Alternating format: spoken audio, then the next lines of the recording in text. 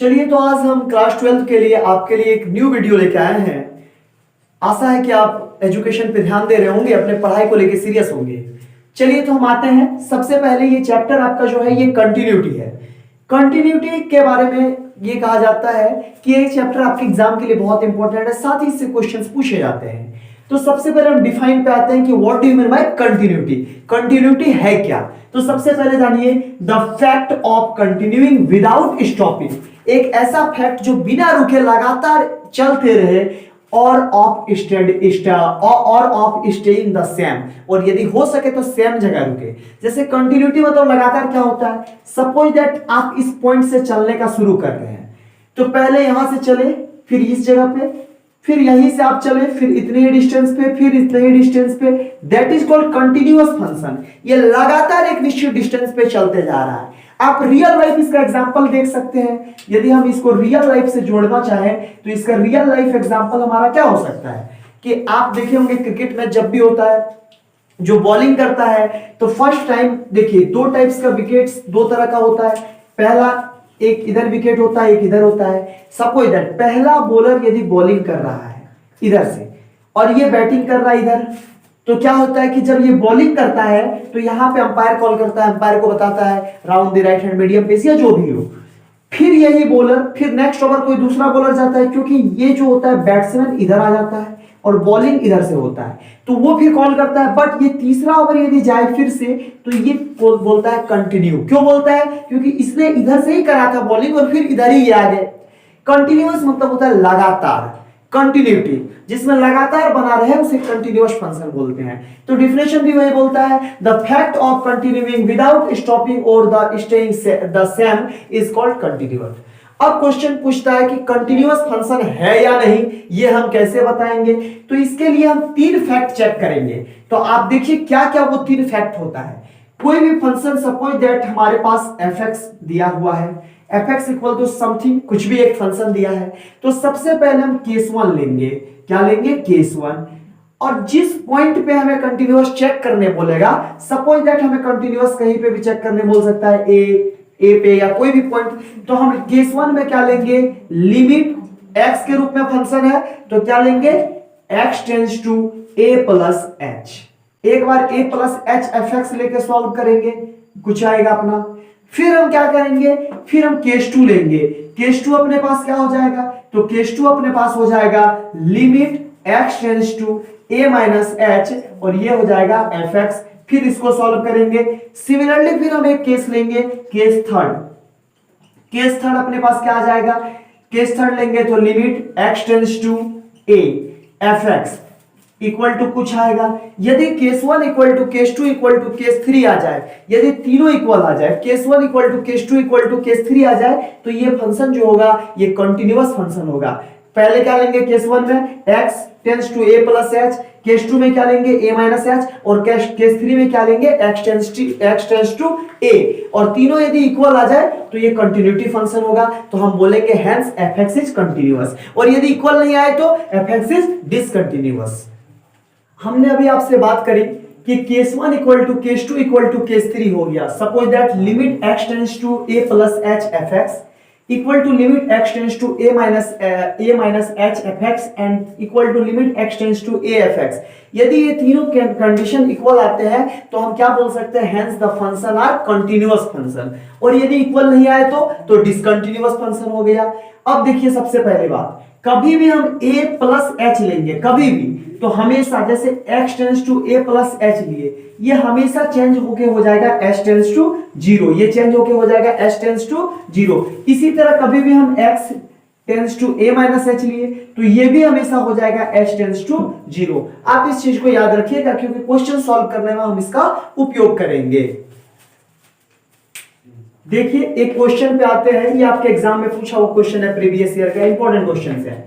Find the value of k so that the function fx is continuous at x equal to 5। क्या बोल रहा है कि हमें एक ऐसा वैल्यू निकालना है k का कि fx इक्वल टू जो ये fx कंटिन्यूअस होगा एट x इक्वल टू 5। तो सबसे पहले हम सिमिलरली वही मेथड पे चलेंगे जो अभी मैंने आपको बताया। केस वन मेथड में क्या होता है? लिमिट केस वन मेथड में क्या होगा, limit x tends to a, तो a का वैल्यू अपने पास यहाँ क्या दिया है 5, तो हम क्या लिख सकते हैं 5 प्लस एच एफ एक्स। अब देखिए इसी को हम क्या लिखेंगे, लिमिट, अभी मैंने बताया आपको कि a प्लस एच रहेगा तो डायरेक्टली h टेंड्स टू 0 कर सकते हैं, तो लिमिट h टेंड्स टू 0 और fx देखिए 5 प्लस h मतलब 5 में कुछ भी जोड़ेंगे मतलब 5 से बड़ा, तो देखिए x 5 से बड़ा कहां पे, सेकंड वाले कंडीशन में 5 से बड़ा है, तो हम क्या लेंगे यहाँ पे 3x माइनस 5। आगे देखिए हम क्या कर सकते हैं, लिमिट h टेंड्स टू 0 कर सकते हैं प्लस 3 और x के जगह क्या पुट करेंगे 5 प्लस h करेंगे, तो हम यहाँ लिखेंगे 5 प्लस h माइनस क्या लिखेंगे 5। यहां तक आपको क्लियर हो गया होगा। देखिए इसी को हम कैसे कर सकते हैं, लिमिट h टेंड्स टू 0, 3 5 जा 15 प्लस 3h माइनस 5, और जहां पे h है वहां पे हमको 0 पुट कर देना है, तो क्या आ जाएगा देखिए 15 प्लस 3 इंटू 0 माइनस 5, 15 में 5 माइनस हो जाएगा 10 आ गया। तो ये हमारा fx का पहला केस 1 का वैल्यू आ गया। हम इसी तरह क्या निकालेंगे, इसी तरह हम निकालेंगे केस 2। देखिए अपने पास केस 2 क्या है, तो केस 2 कैसे निकालेंगे, limit x tends to 5 minus h, एक बार प्लस में लिए अब एक बार माइनस में ले लेते हैं, minus h fx equal to क्या हो जाएगा अपने पास, देखिए माइनस मतलब क्या है, छोटा है, तो हमने आपको बताया कि x क्या होगा 5 से छोटा। देखिए पहले वाले कंडीशन में x क्या है 5 से छोटा है, तो हम इसमें क्या लिख सकते हैं, लिमिट h टेंड्स टू 0 और fx के जगह हम क्या लिख सकते हैं यहाँ पे kx प्लस 1।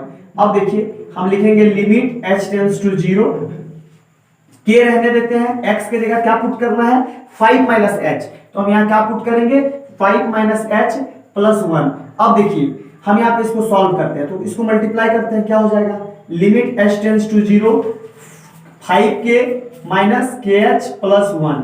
अब देखिए h इक्वल टू 0 पुट कर देते हैं, तो क्या हो जाएगा 5k minus k into 0 plus 1, तो ये क्या कितना आ गया 5k प्लस 1। तो केस 1 आ गया हम अपना 10 और केस 2 आ गया 5k प्लस 1। अब देखिए ये केस 1 और केस 2 आ गया, तो हम क्या कर सकते हैं कि केस 1 इक्वल टू केस 2 लिखना है, तो देखिए केस 1 इक्वल टू केस 2, क्योंकि मैंने अभी बताया कि कंटीन्यूअस कोई भी फंक्शन तब होता है जब उसका case 1 equal to case 2 equal to case 3 होगा, तो इसका मीनिंग है कि केस 1 और केस 2 इक्वल होना चाहिए था, तो सही बात है। केस 1 कितना आया 10, केस 2 कितना आ गया 5k प्लस 1। देखिए 1 इधर प्लस है, इधर आ जाएगा अपना माइनस पे, तो 5k इक्वल टू क्या हो गया 10 माइनस 1। अब 5k इक्वल टू क्या हो जाएगा 9 और k इक्वल टू क्या हो जाएगा 5, इधर इनटू है, इधर आएगा डिवाइड में 9/5, तो ये 9/5 जो k का वैल्यू आया यही अपना आंसर हो गया। देखिए नेक्स्ट क्वेश्चन पे आते हैं, ये भी इंपॉर्टेंट है, find the value of k so that the function fx is continuous at x equal to 2। हमें k का वैल्यू निकालना है क्योंकि एक फंक्शन जो कंटीन्यूअस है x इक्वल टू 2, तो fx अपने पास क्या है, fx इक्वल टू क्या है kx square x less than equal to 2 and 3x greater than 2। तो हमने फिर बताया आपको सेम मेथड, सबसे पहले केस 1 लेंगे, तो देखिए अपने पास केस 1 क्या होता है, जब केस 1 लेंगे तो केस 1 क्या हो जाएगा, लिमिट x टेंड्स टू, देखिए 2 पे बोल रहा है, तो ये क्या हो जाएगा 2 plus h fx।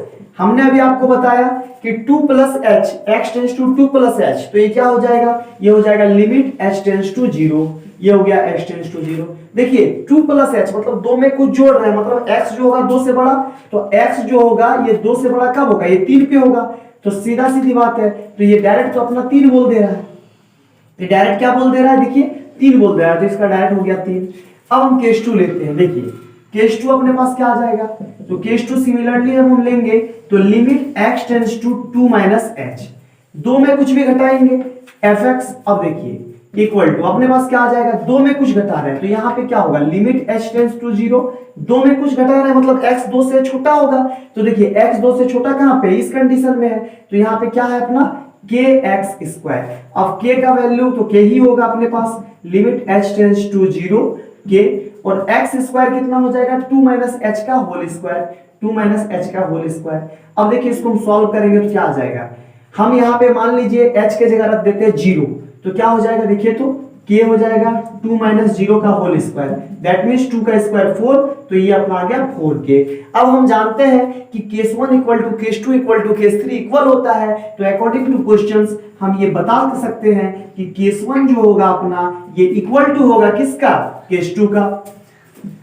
Case one equal to जब केस टू हो गया तो देखिए केस वन का वैल्यू क्या आया 3 और केस टू का वैल्यू अपने पास क्या है 4 के, तो के का फाइनल वैल्यू हमारे पास क्या आ जाएगा 3/4। ये अपना आंसर हो गया। ये भी आपके एग्जाम के व्यू से इंपॉर्टेंट क्वेश्चन है। देखिए ये एक क्वेश्चन है, ये क्वेश्चन टाइप चेंज हो गया। क्या है, check the continuity of the function defined as under at x equal to 3। हमें एट x इक्वल टू 3 पे चेक करना है कि ये फंक्शन कंटिन्यूटी है या नहीं है, तो 3 पे चेक करना है। सिमिलरली हम वही मेथड चलेंगे। तो सबसे पहले बात करते हैं केस वन की।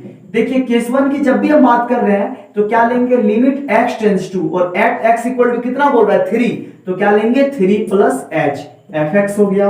अब देखिए तो हम इसको कैसे लिख सकते हैं, तो हमने बताया आपको कि ये क्या हो जाएगा हमेशा limit h tends to 0, 3 plus h मतलब 3 से बड़ा, जो x 3 से बड़ा होगा।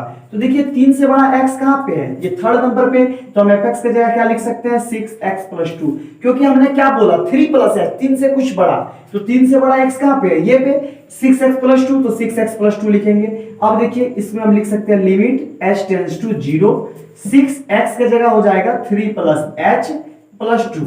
इसको थोड़ा सा आगे बढ़ के सॉल्व करते हैं तो क्या हो जाएगा, लिमिट h टेंड्स टू 0, 6 3 जा 18 प्लस 6h प्लस 2।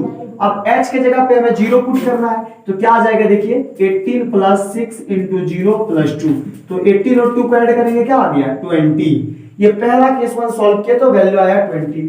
सिमिलरली हम सॉल्व करेंगे केस टू का वैल्यू। देखिए केस टू कैसे निकालते हैं, तो limit x tends to 3 minus h fx, मतलब क्या है कि x जो होगा इसमें 3 से छोटा होगा, 3 माइनस h, तो fx जो होगा x ये 3 से छोटा होगा। तो देखिए x 3 से छोटा कहां पे, इस सेकंड वाले कंडीशन पे, तो यहां पे क्या हो जाएगा सिमिलरली वही method, limit h tends to 0, fx की जगह क्या हो जाएगा माइनस 2x। अब देखिए तो लिमिट h टेंड्स टू 0 ही अपना रहेगा, लेकिन माइनस 2 और x की जगह में पुट हो जाएगा 3 माइनस h। इसको एक स्टेप आगे बढ़ा के सॉल्व करते हैं। देखिए क्या आएगा, लिमिट h टेंड्स टू 0 आ गया, माइनस 2 3 जा minus 6, minus minus plus 2h हो गया।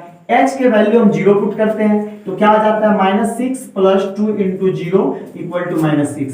देखिए आप इस क्वेश्चन में case one equal to case two नहीं आ रहा है, तो हम देख सकते हैं इस क्वेश्चन में क्या देख सकते हैं कि केस वन जो केस वन अपना है, case one not equal to case two, case one case two के इक्वल नहीं है, hence fx is discontinuous. fx जो होगा ये कैसा फंक्शन होगा, तो fx इज डिसकंटिन्यूअस फंक्शन होगा एट x इक्वल टू 3। तो आपको समझ में आया, हमेशा कंटिन्यूटी में case one case two case 3 लेना है, case one case two case 3। अब देखिए इसमें case one equal to case two आया ही नहीं, तो केस 3 का जरूरत तो है नहीं, क्योंकि तीनों इक्वल होता है तो कंटिन्यूअस होता है। यहाँ पे तो दो में ही पता चल गया है कि कंटिन्यूअस नहीं है।